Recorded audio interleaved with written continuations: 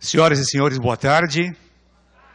Primeiro agradecer aí a presença de todos, né? Agradecer à casa pelo honroso convite que nos foi feito. E nós vamos, na medida do possível, tentar fazer uma abordagem desse tema importantíssimo, não é? Para as nossas vidas. Trata-se de como ter êxito na vida.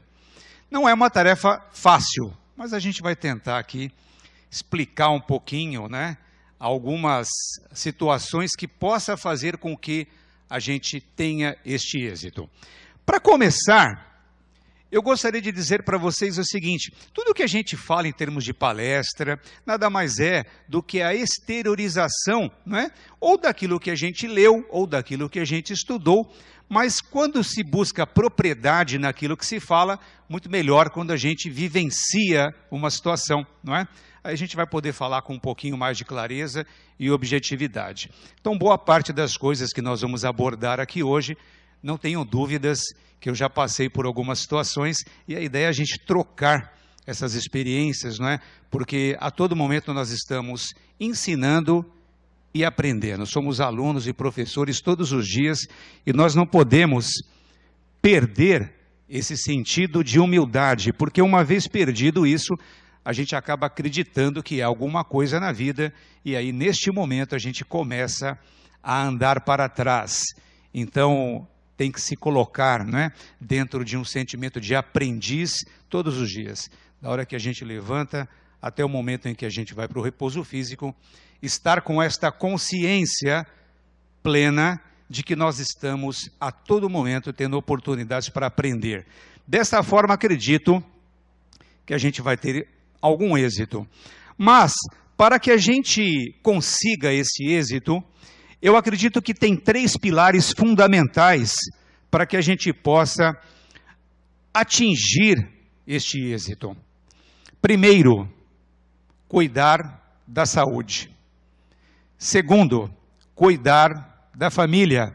E terceiro, cuidar do trabalho. São 3 coisas muito difíceis de se fazer e de assumir essa responsabilidade, porque, via de regra, a partir do momento em que a gente nasce, nós vamos começando a olhar para frente, a sair de nós. Mas Deus, dentro da sua grandeza, nos colocou 3 situações fundamentais que é para a gente pudesse cuidar dela: a saúde, a família e o trabalho.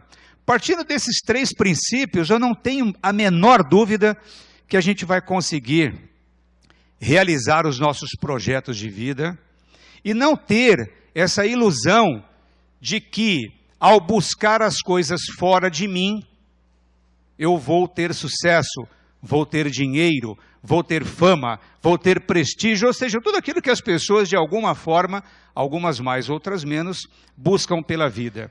Somos filhos do destino, não dos homens.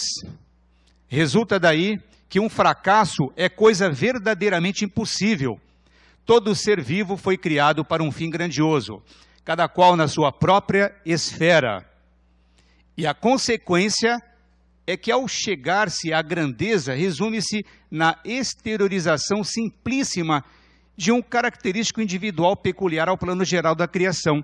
Pessoal, o que significa isso? Significa a gente começar a observar quais são as nossas potencialidades. A gente sempre acredita que tem alguma coisa fora de nós que é melhor do que aquilo que a gente já carrega. E, via de regra, a gente vem observando que as pessoas, de um modo geral, estão com a autoestima um tanto prejudicada. E por que essa autoestima que nós temos em nós, ela é prejudicada? Porque a gente não acredita em nós mesmos.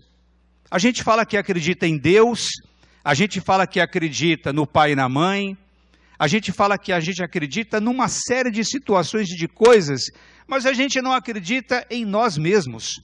Veja, como que eu posso falar que eu acredito em Deus se eu não acredito em mim? E se esse Deus está em mim?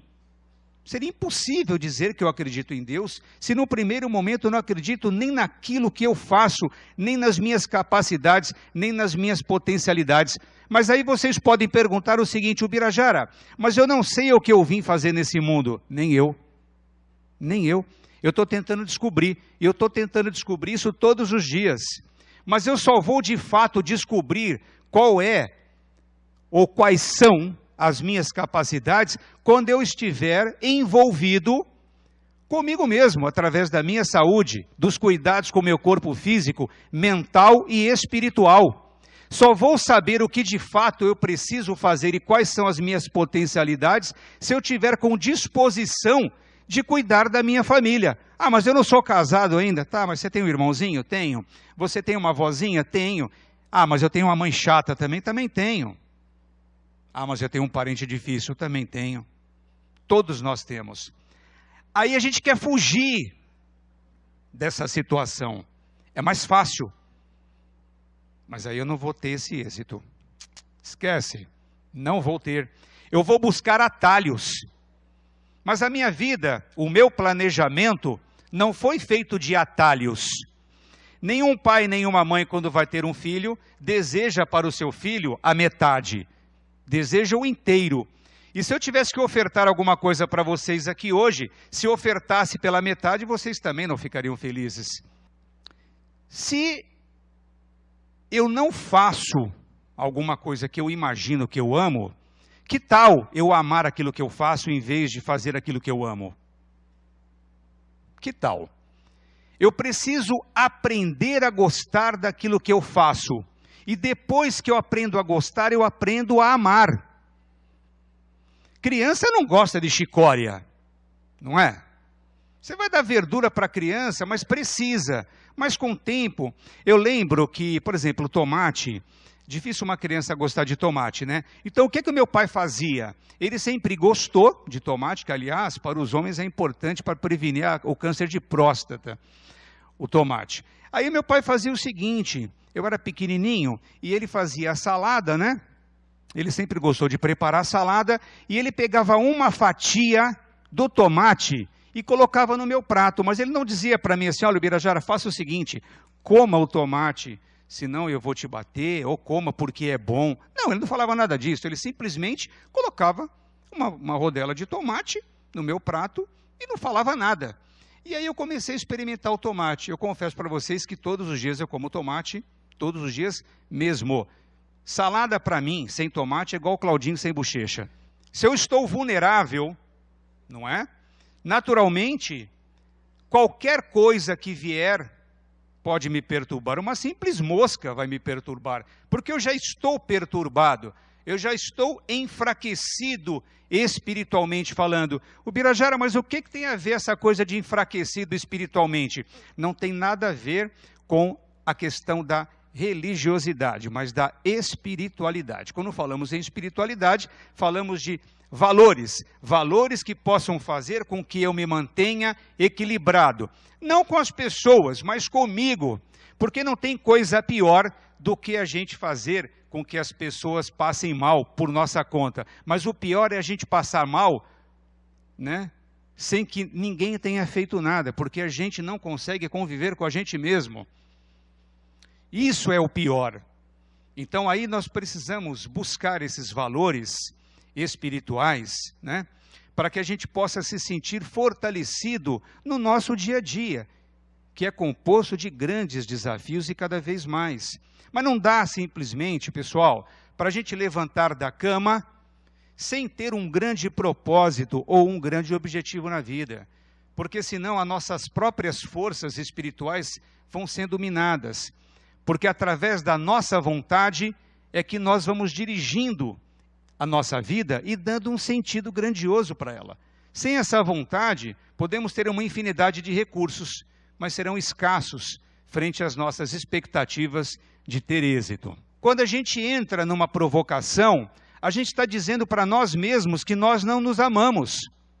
Porque eu vou ficar com azedume dentro de mim, eu vou ter ou desenvolver uma gastrite, vou me desequilibrar por dentro. Então, isso é uma atitude de quem se ama? Aceitar uma palavra ofensiva e tentar devolvê-la? Não, isso não é uma atitude de quem se ama. Mas quando nós não estamos olhando para dentro de nós e verificando aquilo que de fato nos faz mal, ou evitar determinadas situações que faça com que eu consiga manter a minha paz interior e o meu equilíbrio, eu vou aceitar qualquer tipo de provocação. E o mundo tem se tornado intolerante, porque ninguém está preocupado em se amar. Por isso, tanta intolerância que nós temos observado no mundo de hoje. Não importa se a outra pessoa está errada. O que importa é eu saber que eu não vou conseguir mudar a forma com que ela enxerga. Eu não tenho esse poder. O único poder que eu tenho é de dominar a mim mesmo. A felicidade sem êxito é um enigma indecifrável. Para nos sentirmos inteiramente felizes, ser-nos-á indispensável a posse de muitos valores, ou, quando não, os necessários recursos de obtê-los. Os pilares da felicidade devem estar fundamentados no cumprimento do dever que compete a cada criatura.